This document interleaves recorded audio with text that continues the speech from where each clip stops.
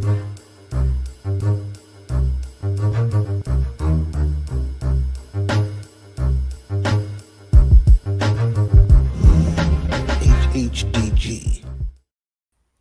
Peace, HHDG. We're on another episode of HHDG Media, the podcast. And as always, shout out to everyone that's tuning in right now through our YouTube channel, as well as our Facebook group, HHDG, which stands for Hip Hop Discussion Group. As you can see on the bottom banner, you can go and check out our website, hhdgmedia.com, for the music that we put up there, as well as written interviews, upcoming events, and also our merchandise.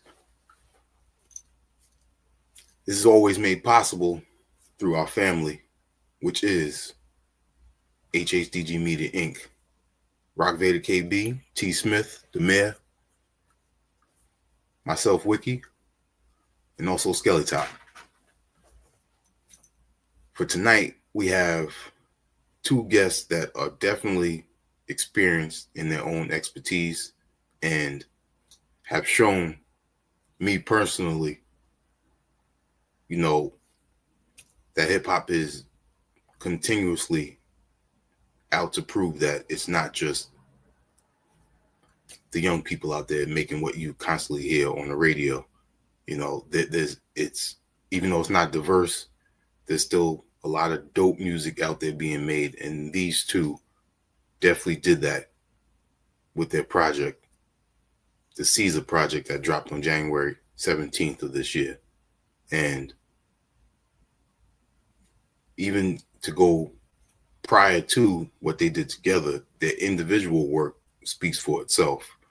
And the abilities to have dope production, all the time, no matter who's rhyming on it, get your ear ringing, for, who is this? And then a person like me, I love checking credits. So I want to know who's making those dope beats. And I also want to know, when I'm rewinding those verses, who that person is that's been dropping a lot of dope lyrics. And not just lyrics, but also seasoned in the battle scene, which shout out to our HHDG Media Inc. member, the Mayor. He's a lot more versed in the battle scene than what I am, but he definitely, if he had time, I would definitely want him to come on tonight and, speak with the artist that we're going to be speaking with. But above all, to have these two link up and drop this dope album, and knowing what they've done in the past that I've personally known about, listening throughout the years, this is the type of album that it's not just one dope track and the production sounds the same. Oh, it's monotonous with the lyrics. No, it's diverse here, and it's showing a lot of leadership and showing, if you drop that food for thought, people are gonna gravitate to it and want to expand more on it, which is the same way with when you find a new artist or producer or DJ. If you really want to dig, you'll go and look for it and find out what else they got out there. These two definitely, you should be doing exactly that. So we are going to also talk about their history and how they came up, the positive influence from family with their music, as well as, knowing where they came up and what their areas they came up in. One being Brockton, Massachusetts, and the other Harlem, as well as Newcastle. So without further ado, I'd like to introduce for the first time, Xcel. Peace. Peace. What's up, my G? What's going on? Doing good. I'm good, man. Chill. And also, Murda Megz. How you doing? I can't hear you. No. Check. You might be on mute. There you go. I put myself on mute. How you doing? I'm good. I'm getting through this weather, but I'm here. That's good. glad to finally be able to speak with the both of you. And again, and I didn't say it in the intro, but the family, 6-Man Entertainment, y'all always dropping something dope. Yes, sir. This new project just continues on with that. Right, that's the gang, man. Shout out to Seed, shout out JoJo, everybody over there. That's the team. That's what's up. That's what's up. Now, as always, we got to talk a little bit about the past, let people know, where you came up and everything. But starting off, Xcel. I believe you said you started rhyming around 9 years old. Yeah, I started rhyming since a kid. Probably like 8, 9. I started playing around. Now, I'm Murda Megz. You started production around that same age. Is that right? Yes. Dope. See how things align? Yeah, it lines up. I like it. It lines up. How it's supposed to. Ill. Now, Xcel, it was the track "It Ain't Hard to Tell" that that got you to spark that. Yeah, it was a bunch of that's one that stuck out the most. But it was a bunch probably around that time. It was probably that one, like Wu-Tang, but more so Nas, Mobb Deep, and because they were young, they were kids. Okay. So when I seen them on the screen doing what they was doing, I was like, I could do that, and because it was more so because they were young, like so I attached to them because they were kids, rhyming dope, being dope. You know what I'm saying? Because at that time, Crisscross and all that was out, but Nas and Mobb Deep had something different with what they were doing. Got you. Now, growing up in Brockton, was there anybody else, hometown that had any influence as well? On the rap side, not at that time. I mean, I had a little crew of cats that I rhymed with coming up, you know what I'm saying? But not really. Like maybe the older dudes from my neighborhood, you know what I'm saying, from my block, just in the sense that I would always bring rhymes outside to try to impress them. But other than that, it wasn't like really nobody that like I looked up to as far as rhyming in that way. Like like in my city, I'm known for the rhymes. Everybody knows like, yo, he's the rapper. He can rap. He's the guy. So I had a crew. Shout out to all my boys, Catalyst, Gilly, Guillotine, bunch of dudes, you know what I'm saying? We kind of like built a little house where we would go and hone our skills. But we was all, but other than that, nah, not really, not on the rhyme. Just the older guys from my neighborhood, that's it. And the older guys I was around. Okay. Dope.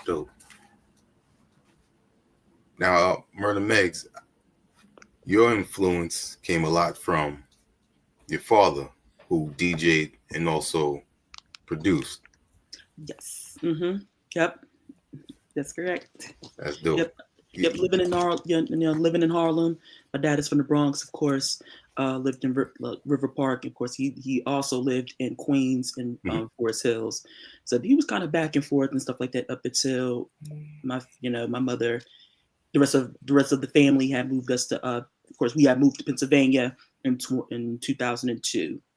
March of 2002. So it's like 6 months after the whole tragedy, September 11th, and we just got up out of there because we wanted to, slow down for the fast pace and stuff like that. And we still was making music, and my dad, he had a SP 202.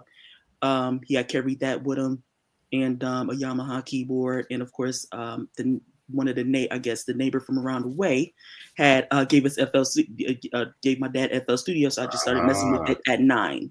Okay. So that's when I started getting my hands on it and stuff like that. So yeah, I got most of it, from my dad. That's and I'm dope. growing up living next to a DJ. My dad was a DJ. His friend was a DJ. So I was surrounded by it. That's great, man. So how did it feel, having that influence, right at home to see that? I was lucky. I was lucky, but I love, that's growing up in New York, the birthplace of hip hop, period.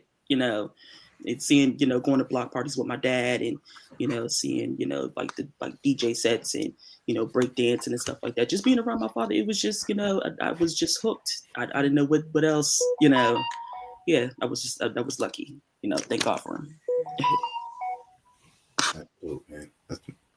I think that's one of the best ways is having that family influence, whether, like you said, whether it's right at home or another family member that might be nearby that you can always get that influence from. Because for me, I got into DJing through my uncle, and his equipment was at my grandparents' house, and they was only like a block away from where I was living at growing up. Mm-hmm. And so he kind of moved on from what the equipment that my father and his other brother had. He's the youngest, and my father is the oldest, and so is my other uncle.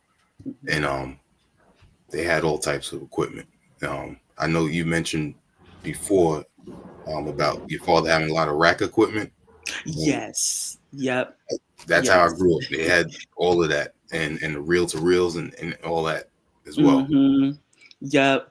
Being, of course, techniques. That's all he carried was just the techniques, the Vestax mixer. Mm-hmm. And he had a whole racks with equalizers, and it's just like a whole rack of stuff that he had bought. And of course, he had bought a Tascam. I think it was either a Fostex or a Tascam, one of the two. It was a multi-track, and then of course they had the cassette tape. Because I know it was the reel to reel. They had the little mini reel to reels, and then you have then they turned. I guess they used the cassette because it's more convenient. Yep. And then they had the CDs because now it due to the whole thing with the CD, But he had a lot of stuff. Yeah, and I started messing with it, getting my hands on it. That's dope, man. Mm-hmm.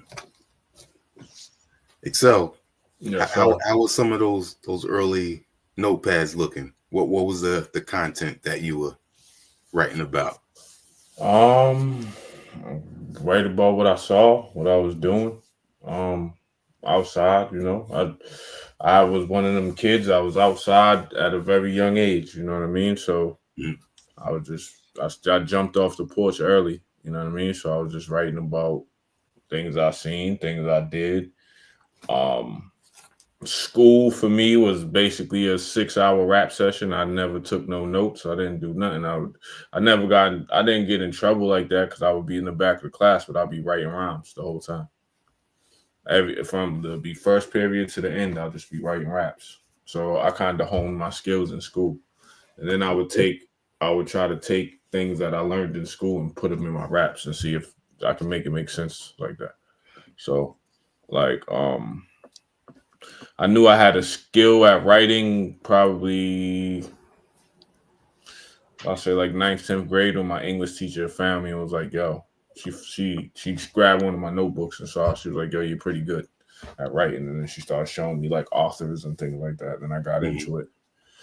Then I got into it more. You know what I mean? That's dope. Yeah. Now, as far as other family influences with you, grew up in the church.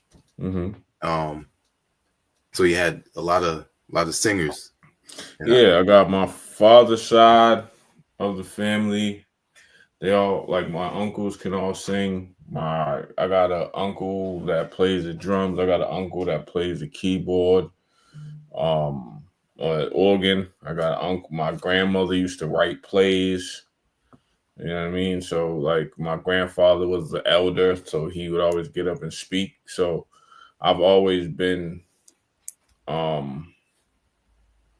up in front of people doing things for a long time. Like it's not nothing that I'm foreign to. Like I've always been in front of a crowd performing in some type of way for, you know what I'm saying, since a child.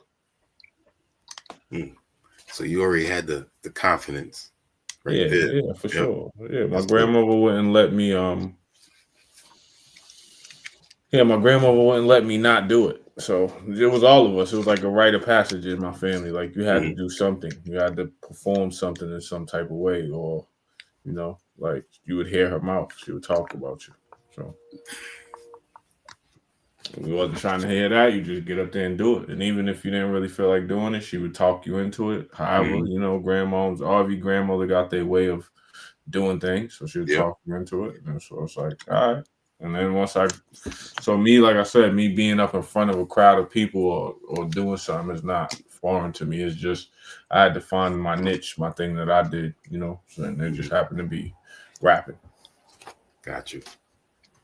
Now, before you mentioned going outside and bringing, the lyrics that you wrote Mm-hmm. to, show and prove to the older heads. Mm-hmm. Um, how much did that prepare you when you started going into the battle scene?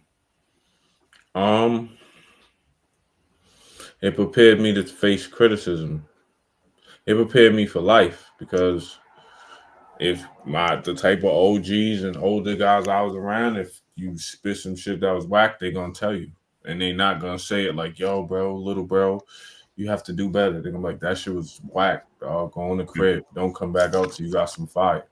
So one, it let me know early that everything that I write, so now my motto is I don't in any situation, whether it be music or whether it be a battle, I don't leave the house with it unless I think it's fire. If you hear it on a song, so I've been through that process so much that now a lot of times I don't rewrite anything. Like I don't rewrite verses. I don't rewrite. So anything you ever anything you ever heard me rap, I wrote that. That's the first draft because Okay. I know off the rip. No, that's not fire. Let's scratch that out. So I don't really do rewrites like that. So because I've been through that process since a kid, you know what I mean. So I'm critical of myself. So that's what it taught me really because a lot of times, a lot of MCs think everything they do is fire. And somebody got to be the one to tell them. I've been getting told that it wasn't fire since I was 9, 10 years old. So now I'm a grown man. Now I know what's fire to me. You know what I mean? Feel that. What made you want to go into the battle scene? Um, Battling was something that I always did. I grew up in the era of battling at parties. Battling that you go to your man is you the people say you the nicest in your neighborhood. Somebody else say they the nicest in their neighborhood, and you lock in that way. You at a party, you start ciphering. Cipher turns into one dude drops out, another dude drops out. Now it's just two of y'all, and that turns into a battle. I'm from the era but the battles back then would be whoever run out of rhymes lost. It wasn't like how it is now. I got into how it is now. Bad C helped me do that because I told him I wanted to do it, but it was just something I really just wanted to try just to see if I could do it because it was like those dudes were super nice to me. Like those dudes were nicer than the rappers than the shit that was going on around in the music industry. Like it was, so I was like, yo, if I could, in my brain, I'm like, if I could hang with these dudes, then making music is easy. And then I hit Bad Seed. Bad Seed made the plug for me. He connected me with a couple people in the battle world, and it's been off to the races from then. That's what's up. Yeah. Wow. That's dope. Dope. In the intro, I was mentioning one of HHDG Media Inc. owners, the mayor, who was more versed in the battle scene. He actually has shot you often when you're in the RBE battles. Oh yeah. Yep. Okay. Yeah. Shout out to him. Then. I've done. Yeah. Shout out to RBE. Shout out to ARP and all that. Yeah, man. I mean, now in the battle world, I'm a veteran. I'm a name. Like I've been here 10 years. I battled on every platform. Got over 100 battles under my belt, and it is what it is. Like if you put my name in the Google search on YouTube, a bunch of shit is gonna come up. You know what I'm saying? So I put the work in. You know what I mean? It's something I like doing. Yep. One of them that stuck out. I think his name was Tusabe, if I remember correctly. Yep. Yeah. Shout out him. He's another low. He's a guy from Mass. He's super dope. He's a dope rapper. You know what I'm saying? Local dude. I was giving him a shot, whatever, and we locked it in. You know what I'm saying? So shout out to Sabe, matter of fact. Shout out to him. That's my guy. Now, there are certain artists from Brockton that I actually listen to. One is G-Fan Black. Been listening to him for a minute. Yeah, shout out to G-Fan. That's my man. Yep. That's my guy. Paranorm from Tragic Allies. Yep, Paranorm. That's my guy too. All of these guys I know. Paranorm, G-Fan, Black. What's his name? ST-Nac. That's my guy. He's not from Brockton, but he's from Mass. That's my brother. ST-Nac. Because I'm a 5% of me and ST-Nac learned from the same enlightenment. We was in the same crib getting lessons together. So nice. that's my brother. When I say that's my brother. Like he's doing it. I'm proud to see him doing what he's doing in the underground scene with West Side Gun and all them guys tearing it up. I'm happy for him. That's my brother though. That's my man. Indeed. Yeah. I came up on Tragic Allies. So yeah. When ST-Nac and Al Divino did a show in New York at the Delancey a few years back, I was telling him, you know, all them times I was coming up on Tragic Allies music. Yeah, shout out to Al Divino too. I know Al Divino before he was Al Divino. That's how far I go back. I knew Al Divino before he had a beard. Like, you know what I'm saying? So shout out to them. I'm glad that they doing what they doing. They definitely they put in that work. Yeah, they putting in work and they doing something different for Mass, you know. Because where I'm at, it's not like New York or any other place. I know Megz from Harlem, Bronx. You right there in the epicenter of hip hop. Where I'm from, it's like the hip hop scene is underground. Very few people cracked into the mainstream. Like you got Ed OG, you got Benzino. Yep. You got There's a lot of talent come from Mass. Now you got Groove from Gangstar. Yep. But like now it's like a little floodgate starting to open up. So yeah. And those are the perfect people, you know, for it to happen now. You know, the same way with the whole Buffalo and Toronto and Niagara Falls area. That whole circle it was the same way. Yeah, that's a fact. That's a fact. Dope. Also, who was another one? Crack Sizzlack. Oh yeah. Shout out Crack. Cloak and Dagger. Those are my guys. They produced a couple. They produced 2 albums for me because I know them personally. They produced. If you go on their Bandcamp, I got an album called Godspeed, and I got another one called The Magnificent Seven. They produced both of those, so go check them out. Them shits is fire too. Yeah, I remember Godspeed. Shout out to Cloak and Dagger. Matter of fact, G-Fan Black and Crack Sizzlack's album's dropping tomorrow. Thumb Screws. Yep. That shit's fire. I heard it. It's dope. Yeah. Dope. Now, being that Xcel just brought up Guru, Murda Megz, we got to talk about your inspiration, DJ Premier. What was that? What was that first track that caught you?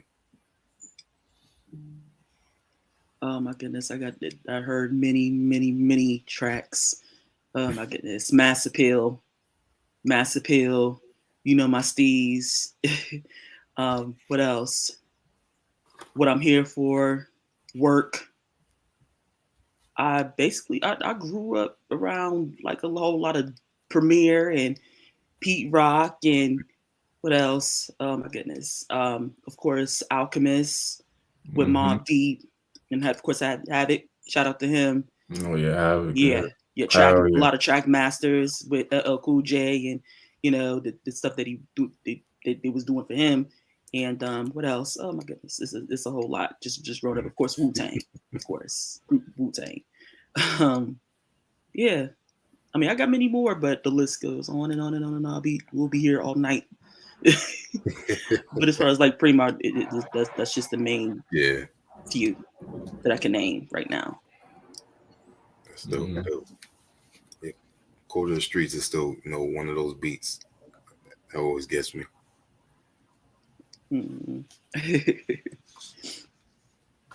But what was I gonna say? Sorry, lost my train of thought real quick. Oh, with your father, with the production and everything, what was you use the SP202 that he had, right? Early on? Yeah, used many other things too, but he kept, the Sam Mash recipes, the Sam Mash, because we don't have those no more. Wow, yeah. He would go there to pick up. He had bought a JS30 by Roland. I remember that. What else? Like a keyboard. I think it was either a ASR, either with an ESP, one of the two, or ESP, because I know it's oh my goodness. I know he had bought a SP1200. I did remember that he had bought an SP1200 as well, and that's when I actually got hooked. And that's it. And I wound up catching that little beat making virus. And he had messed with many other, and he started sampling from records taken from like reggae, like a lot of reggae records and soul, and just splitting and just chopping and all that other good stuff. So yep. So when you were using the SP303, what else were you using around that time? What else what I was using later on, like in my teen years, of course I stuck with FL Studio. Okay. That's the only program I got my hands on because it was free and I didn't have to pay for it. And my dad, of course, my mother and my father had invested into a MPD 24 because that's the closest to an MPC. I wanted an MPC, but they said no. Either we're gonna eat and have a roof over our head and have some food, or you want the MPC. Which one? Because I know the MPC is like 1,000. I was like, oh my god. So that's the closest that I could get, as far as like MPCs and MPD 24. And as started to get older and started investing, saving money and investing, I wound up buying a machine. Yep, the MK1. That's how I started, and I stuck with that, and I started making beats heavy, and I moved up to the MK3, and then that's when I started sticking with that too, and so as far as what I got right now, what I'm currently I have an MP now. I do have an MPC 2000 XL. That's just later on in the years. My mom, she had invested. She said, "Well, this is your birthday gift," and that's the last birthday gift that I got from my mom before she passed away in 2022. Even though I moved too fast, but she had helped me invest into an MPC 2000 XL, and that was it. I started, it was on from there. Even it's sitting right there in dust, poor thing, because I'm stuck with having it, with the machine MK3 because it's more convenient. I could get the product done and faster and have it sent out right away. Versus having an MPC 2000 XL, of course, I would have to track it out because I know some MPCs don't have the track outs in the back. That's why it's cheap. And some do. That's why it's expensive. So I wound up buying a 16 track thing, and I started tracking out my drums and samples and such as that. So you know what? Do I want to keep doing this? Because I don't have the patience for it. I mean, it's nice and all that I got the knowledge of getting around it, but do I want to keep doing this? No. So I just stuck to what I know. But I'm keeping it as a collector's item because that's something that you can't get back. But yeah. Okay. Yep. Dope. So I want to give the people the visuals for the track, the Aura, off Beatmaster Volume 1. What equipment did you use to create that before we go into it? The machine MK1. Yep, the MK1. So I just said, let me just put out a beat tape just to put myself on the market, and have a little show, showcase myself.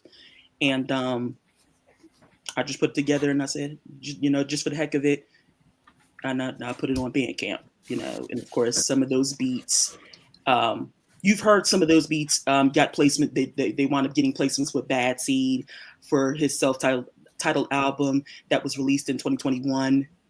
And of course with K-Cap the Dawn, if I'm saying his name right, shout out to him too. So like I said, those beats could be circulating, but yeah. Cool. Let's get into that real quick.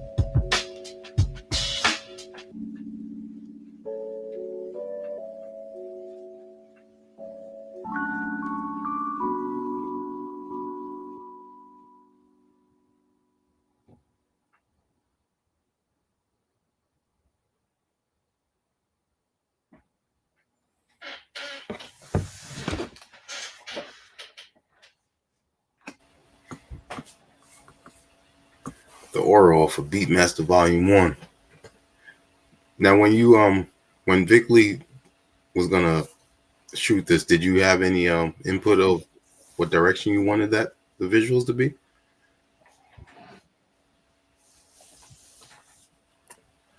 You're on mute. Well, how that all was put together.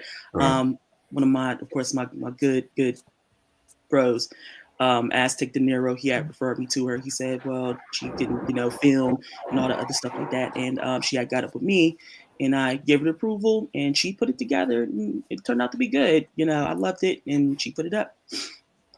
And that instrumental now that had gotten a placement with K-Cap the Don now. It's called the Man. So yep, that's finally got its placement. Dope. How does it feel, to see your name on production credits? It feels good. That now that I'm getting up with other people in collaborations and getting a little shine and notoriety and stuff like that. But yeah. Yep. Dope. Yeah, because every time I hear you do work with Seed, the thing about your production is, and there's a lot of producers that do this, they may be influenced by DJ Premier and Pete Rock and stuff like that, but they try too much to make it sound exactly like that instead of giving it their unique style. You influence, there's nothing wrong with that, but it's how you lay it out, and you do a great job of that. And to this day, the track Lawn Furniture off the Alpha album, that's one of my joints right there. Yep.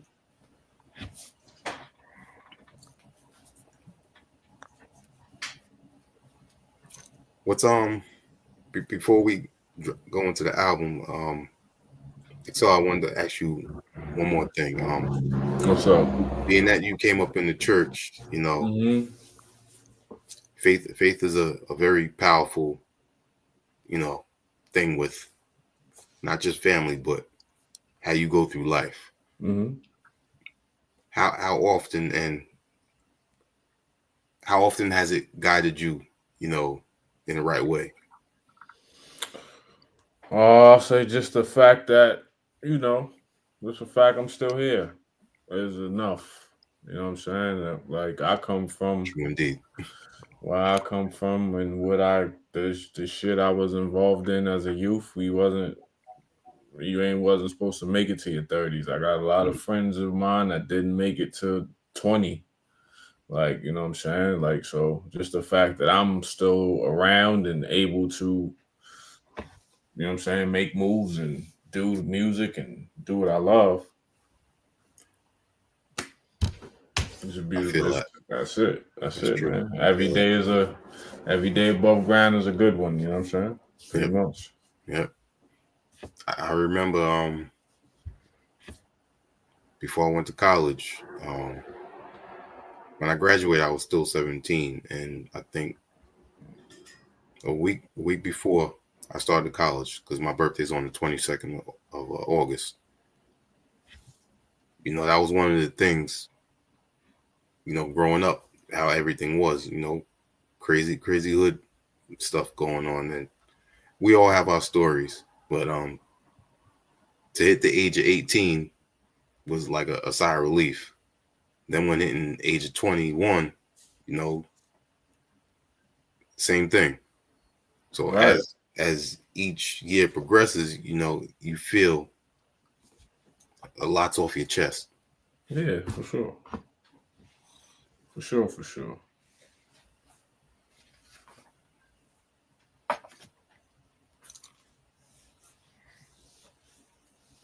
With the battle scene, it's not just a competition.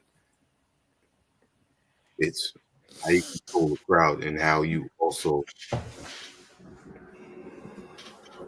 defeat your opponent. Yeah, for sure. So with this Caesar project, You know, I see how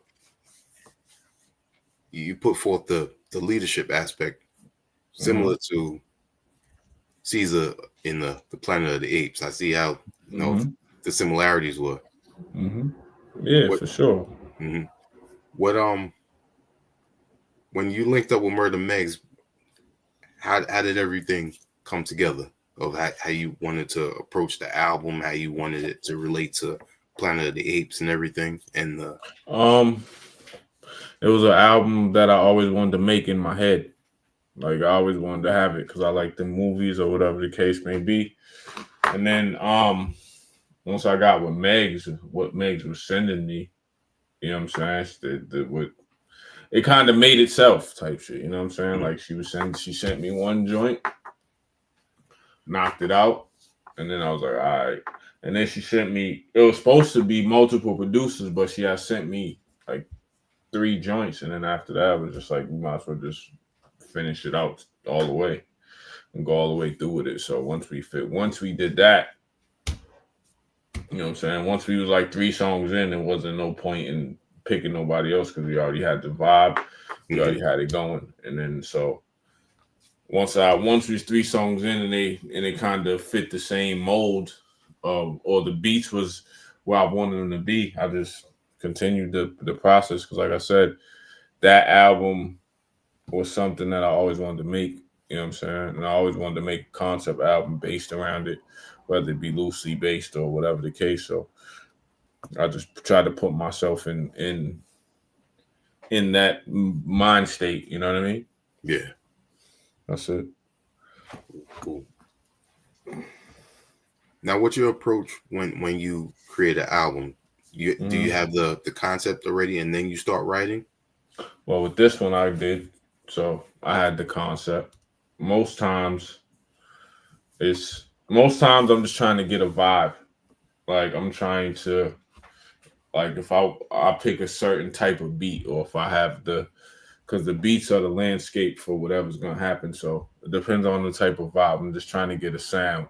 Once I get the sound that I want, then I'll go from there. But the sound is more important than anything. This album right here, though, I had a specific concept. Like I had all right, this is what I want to do. This is what I want it to sound like. So the beats Meg sent me, they all just fit perfectly. And then once she sent me what she sent me, it was up to me to do what I had to do to do them justice and make it fit make it work on both ends. You know what I'm saying? Dope. And the lead track, Go. Perfect introduction and to get everyone's ears to what we all got to bestow on it. Yeah, that thing is the beat. You hear the beat. You heard the beat knock. So as soon as I heard that beat, I'm like, oh, all right, I gotta do what I gotta do. You know what I'm saying? Like that. It was one of them beats that you gonna bang your head to, and it don't give you no choice but to rap. Like you gotta if you're a rapper, that's one of them beats you hear where you just start rapping as soon as it come on. And that's what happened. As soon as I heard it, I was like, all right, yeah, I gotta do something with this one. So that's one that I recorded because I got a pack, so I just was recording. So that's just one I happened to record in the swing of me being in the flow of doing things. But definitely when I heard that beat, I was like, yeah, that's one I gotta fuck with. Dope. Let's let the people hear that track real quick. Okay.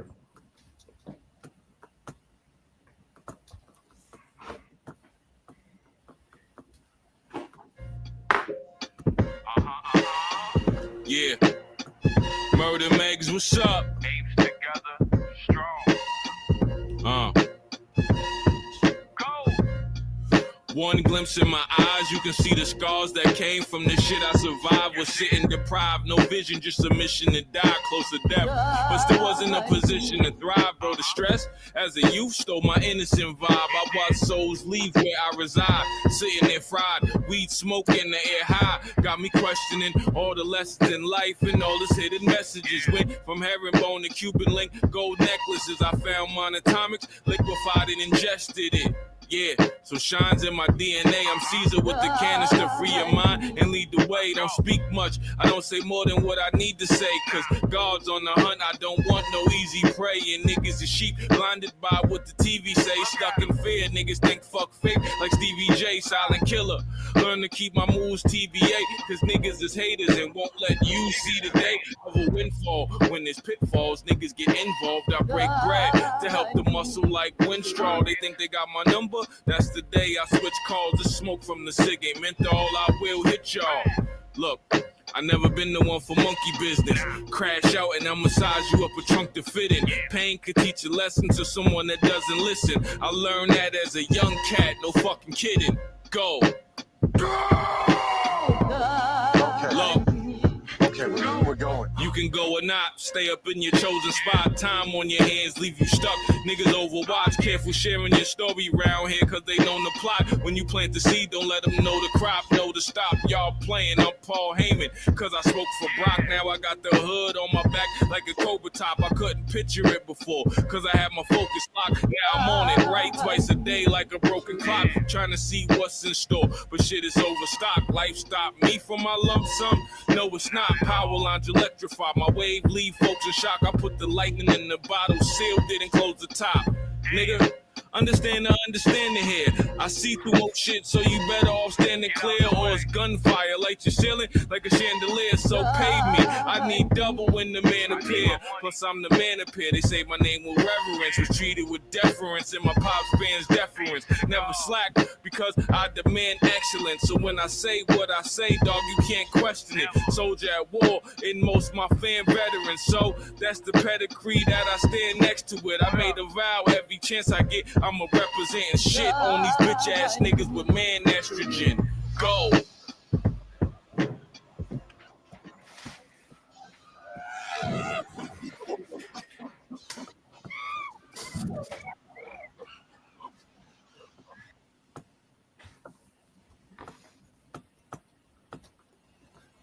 Any chance we getting a music video for that track?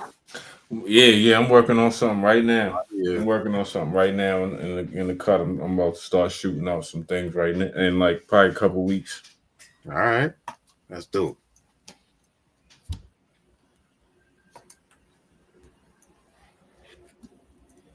What was the first track that the two of you created for this album?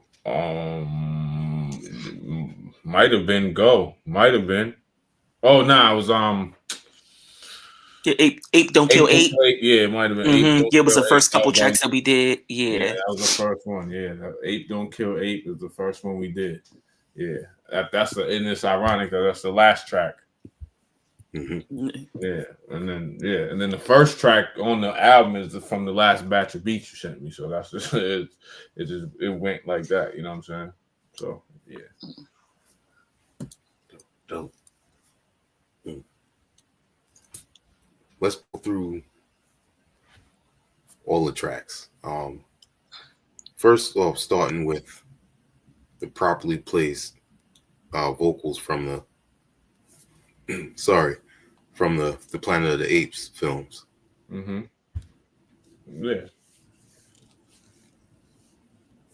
Got the intro. Mm-hmm.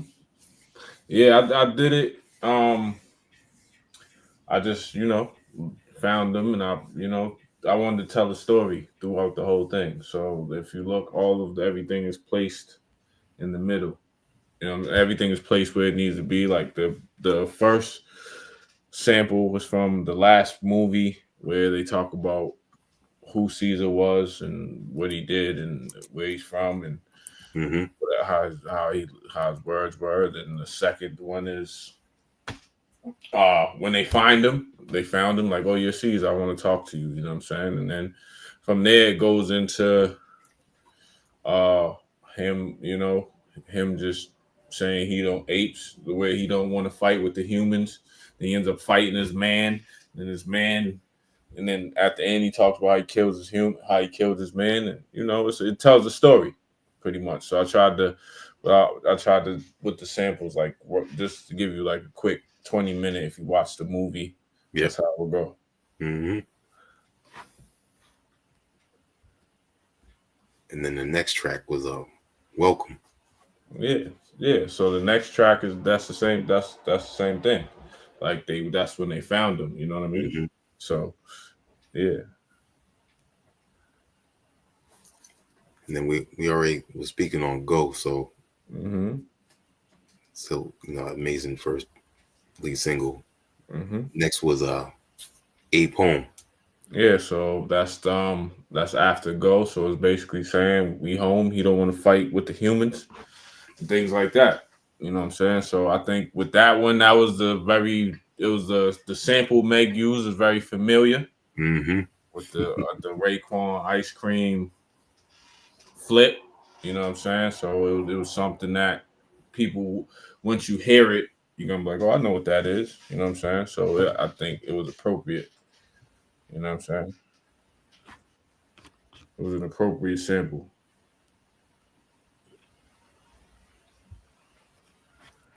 And next was Cobra Talk. Yeah, so that's basically about his man. If you watch the movie, Caesar has an antithesis. He has an enemy. He has an enemy, and so I just put myself in the enemy's mind and was talking about how I felt about the situation. You know what I'm saying? How he felt about the situation that was going on. Every protagonist has an enemy. That's what makes for a good movie. Yep. And it's dope how you gave that first person perspective on it. Yeah. Next was Guerrilla Warfare. So guerrilla warfare is just the fight that they have. Like if we going off the samples, it's basically just the fight that they have. Them two fight. And then at the end, that's when you hear, that's why I got the sample in there. We was like, yo, I killed him. He's not here no more. We killed him. You know what I'm saying? I killed him. And then the last track is 8 Don't Kill 8, which is the general. Honestly, I got that from Sean Price. Sean Price is my brother. That's somebody that I hold close to my heart. That was probably the first or one of the first artists outside of Boston, outside of Bad Seed, that really embraced me, treat me like a little brother and all that. So he used to say that all the time. He used to say that all the time. He used to be like, 8 don't kill 8. Basically, just like, yo, like we're not supposed to be out here killing each other doing stupid shit. So we used to say that all the time. That was how me and his little bond. So that me titling it that and me naming it that is kind of also this a tribute to Sean as well. R.I.P. Sean too. That's my guy. Indeed. Yep.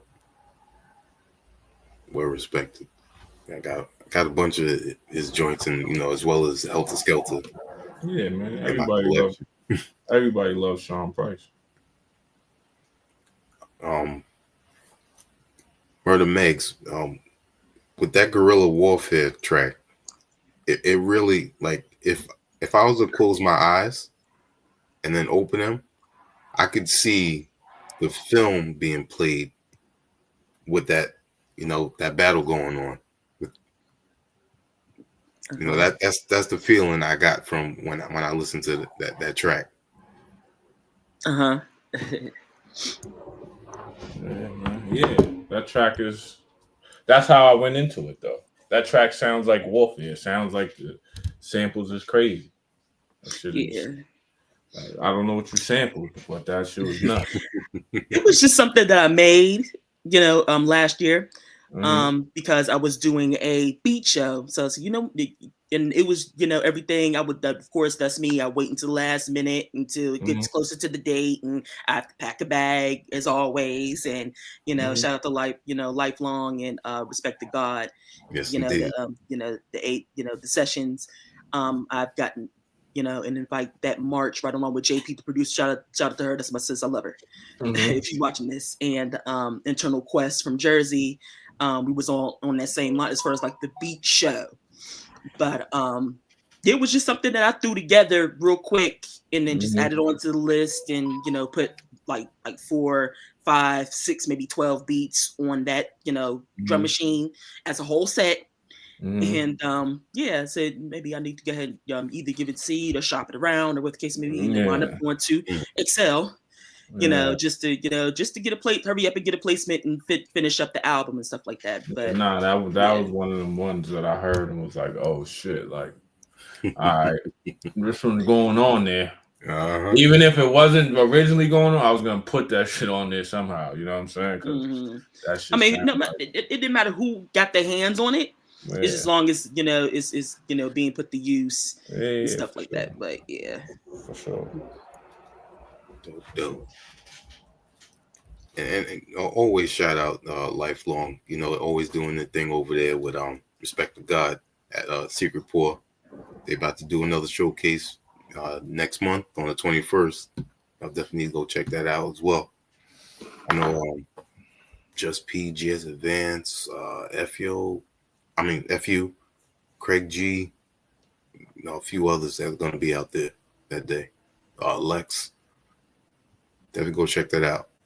And shout out to Murda Megz. That's the place I first met her in person.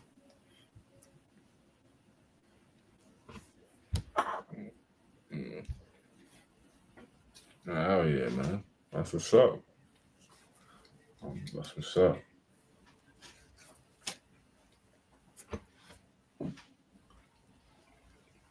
For a person that's hearing Xcel and Murda Megz for the first time with the Caesar Project,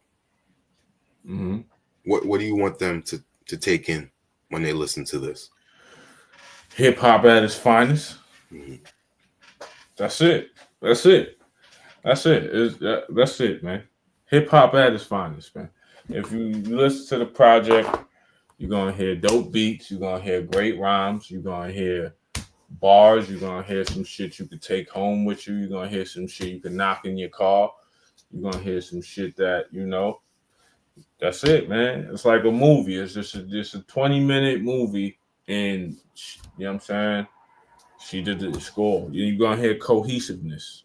That's it too. Like we work well together. So at the end of the day, you're gonna hear two people that are dope at what they do,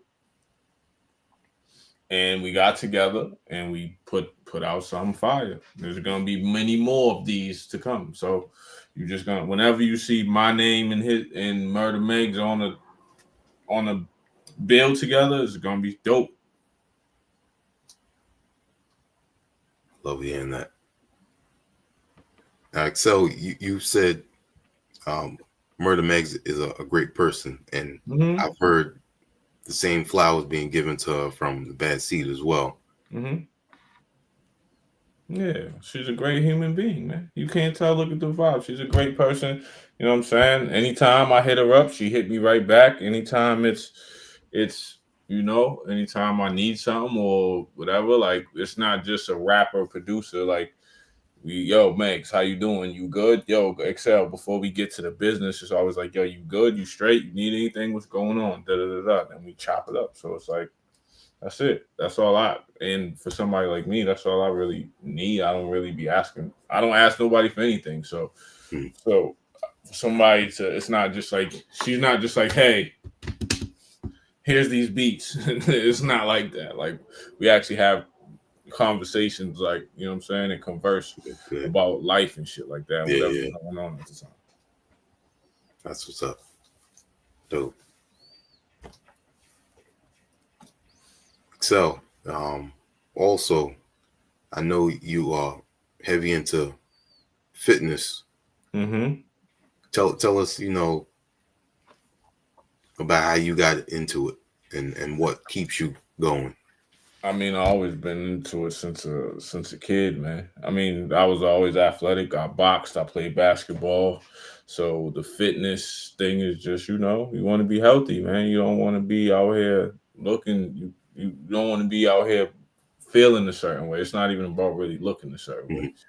It's about feeling a certain way and feeling good and taking care of yourself. Like, if you love yourself, you're going to take care of yourself. So for me, I got into it that way.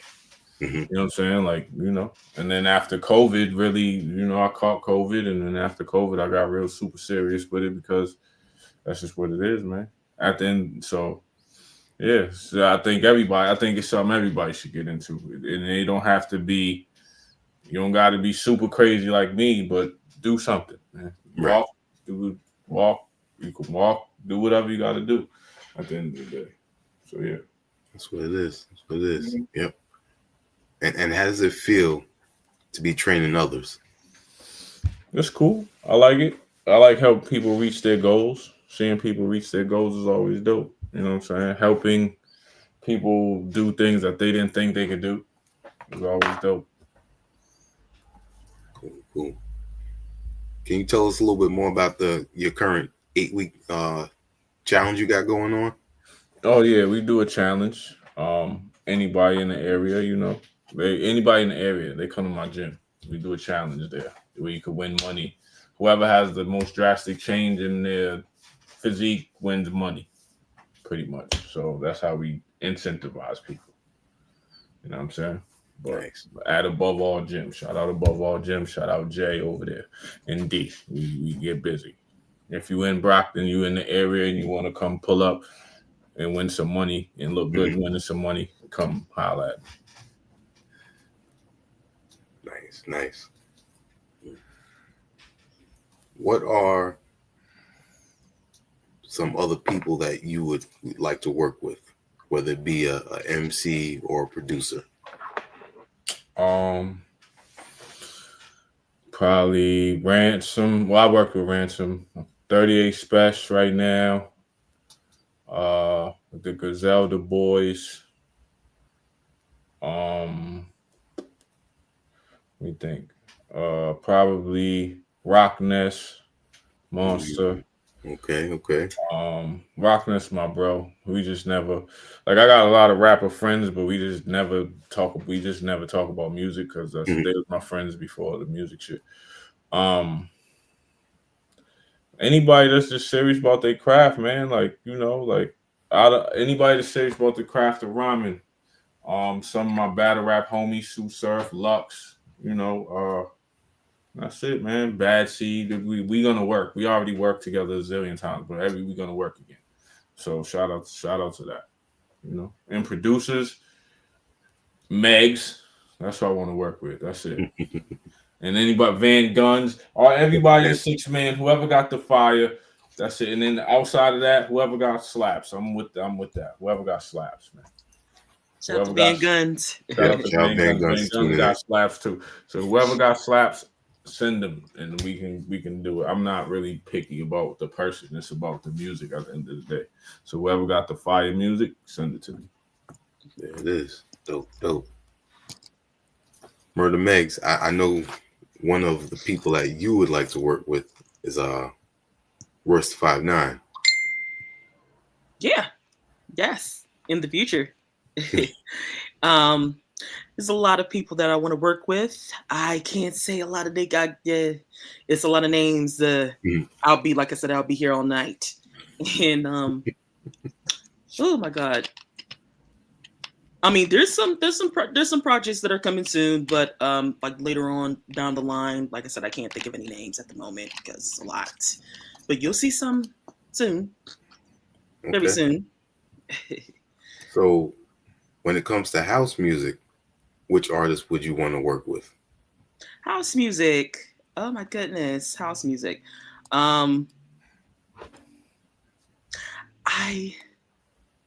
My mother is into house music. That was her thing.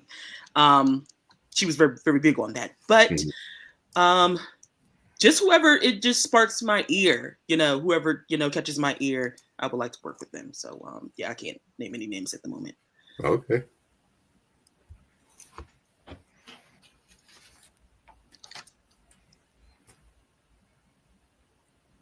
There are, was it 7 tracks, right? Yes, sir. Yes. Was that everything that y'all worked on? Yeah. We did 7 for 7. Yeah. She sent a bunch of them. I sent pick 7, and that was it. She sent me a lot of them, but I 7. We went 7 for 7. Cool. Got you. Cool. Have the two of you met each other in person yet? Nope. Plenty of Zoom calls and FaceTimes and things like that, and talks on the phone, but nope. And are we gonna? It's gonna happen, but nope. All right. Now, I notice, when it comes to a lot of battle rappers, they not all of them are capable of making the music, the song structure, concepts with the projects. But you seems to be like second nature. Right. I've been doing it before. I was doing music before I was battling. That's why. Battling was a way to, when I was coming up, battling was, you couldn't say you was nice unless you battled a couple people, and that's how you got to the studio. That's how you got to make music. So it was both of those. So now I'm seasoned in both. Dope. Now, what do you think it is why they have that?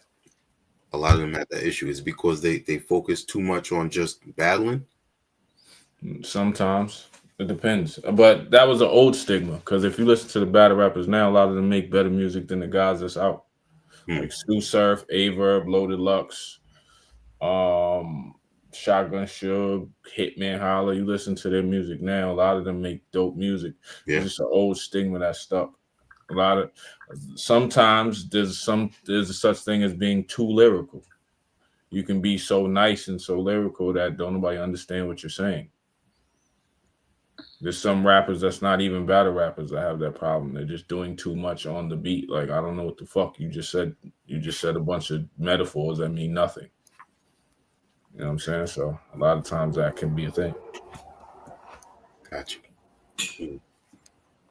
And you worked with an ill artist all around, battle MC.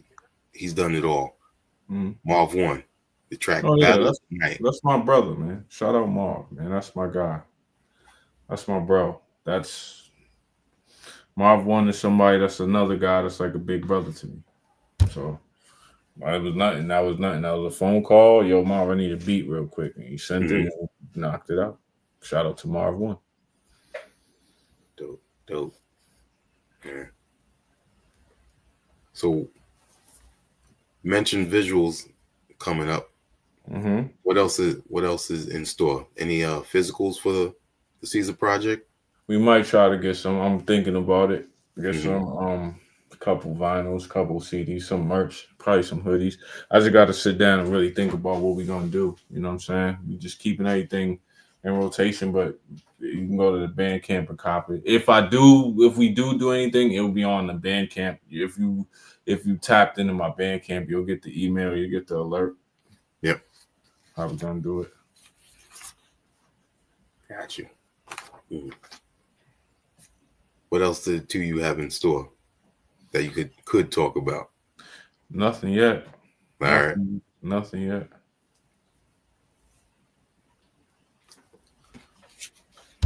Murda Megz, any upcoming beat battles? Any upcoming showcase? I know there's one. I'm not gonna say say too much. As far as like events, probably in March, maybe April or something. Whenever the weather clears up, because we have so much weather advisories and yeah. So later on down the line, like I said, March, April, maybe May.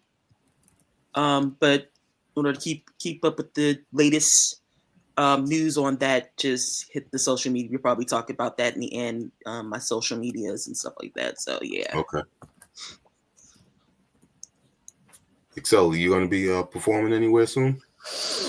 Performing, no. I'll have a couple battles coming up. I'm probably gonna look for. I'll probably book something, but I don't have nothing booked right now. But I have a couple. I got a battle Saturday versus Av, and then I'll be battling here. I'll be out battling around. If I'm all over the place. Mm-hmm. So yeah, dope, man. Once again, the Caesar Project is out right now. For anyone that hasn't heard it, you definitely need to go check that out ASAP on the Bandcamp. I'm going to put the link up once again for y'all. Go check that out. Support it. Spread the word. Any last words from Xcel Murda Megz? Listen, man. Caesar Project on Bandcamp, xl.777.bandcamp.com. It's in the thing. Me and Murda Megz got the best album of 2025 right now until more Murda Megz shit come out. Murda Megz is the greatest producer of the year. She's already won it. She already won it. She's gonna win it. She's gonna keep putting shit out and win it. And just 6-man shit all day. So that's all I gotta say. It's 6-man shit. Everything 6-man is by the end of the year. 6-man then took over the game. That's it. That's all. That's it, and that's all. Yes. That's it. Big 6-man energy. That's it. Dope. And let everyone know where they can check you out on social media as well. Well, you can find me at Xcel the God, XCLDAGAWD7 on Instagram. The link's right there. It's the same on all my social media. It's the same thing on Twitter, on TikTok. I'm on everything, so it's all the same. And you as well, Murda Megz. Of course, Instagram, Megz the Great Files with the Z. Let me see. Of course, Facebook, my personal page, my music page, and that's pretty much it. I do have a TikTok, but don't go there. Don't waste your time. Don't waste your time. It's not there. It won't be there, even though it came back up. But just Facebook and Instagram, and that's pretty much it. All right, dope. I definitely appreciate the two of you taking the time to speak with us at HHDG Media. And again, the Caesar Project is out now. Big shout out to the whole 6-man entertainment. No doubt. Shout out to the team. Mm-hmm. Peace. Appreciate y'all. And on behalf of our entire HHDG Media crew, we're going to say peace. Peace. Peace.